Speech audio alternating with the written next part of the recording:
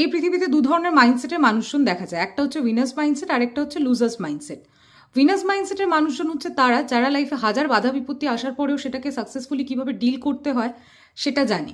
আর অন্যদিকে লুজার্স মাইন্ডসেটের মানুষজন কি লাইফে বাধা বিপত্তি আসার পর সেটাকে কিভাবে ডিল করতে হয় সেটা বুঝতে পারে না, ভাবে জীবনটা তো সেখানেই শেষ, একটা গিভ আপ করে দেয় তারা।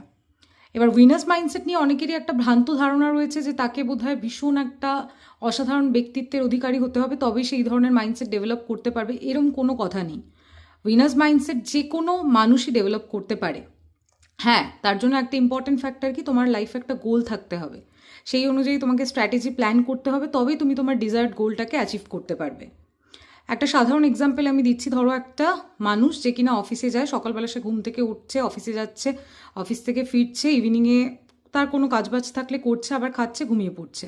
এবার এই ধরনের লাইফস্টাইলে কি কোনো থ্রিলিং অ্যাডভেঞ্চার নেই, কোনো থ্রিলিং ব্যাপার নেই, কোনো চার্ম নেই। অন্যদিকে আরেকটা মানুষ যে কিনা হয়তো লাইফে তার একটা গোল রয়েছে, ধরো কেউ সিভিল সার্ভেন্ট হতে চায়, আইএএস হতে চাইছে। এবার স্বাভাবিক ব্যাপার, ইউপিএসসি দিতে গেলে কি, আইএএস হতে গেলে কি তার পড়াশোনাও খুব টাফ, সেই জন্য তাকে কি করতে হবে, এটা তার স্বপ্ন, এটা তার গোল।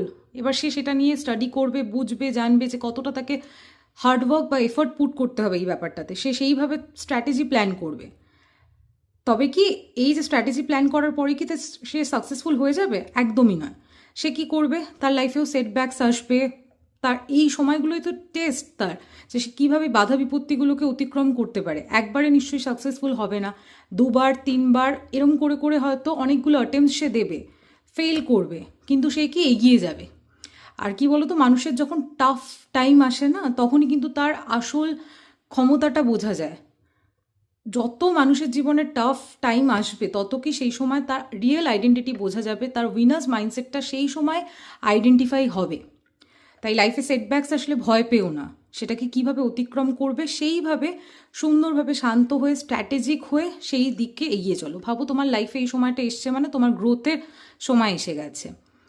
এইবার কি আরেকটা এক্সাম্পল দিচ্ছি। ধরো মানুষের জীবনে তো ইনজুরি হবেই, বাধা বিপত্তি এগুলো আসবেই মানুষের জীবনে, আর সবারই ব্যথা লাগে, চোট লাগে। এবার সেটাকে কে কতটা পজিটিভলি হ্যান্ডেল করতে পারছে সেটাই কিন্তু উইনার্স মাইন্ডসেটের একটা লক্ষণ। সেখানেই তোমার পাওয়ার অফ মাইন্ড, যে আমি কিভাবে ওটাকে হ্যান্ডেল করবো। অনেকে ভাবে এই ব্যথা লেগেছে, কেটে গেছে, মরে যাবো না, কত কিছু হচ্ছে। So fail everyday and win everyday.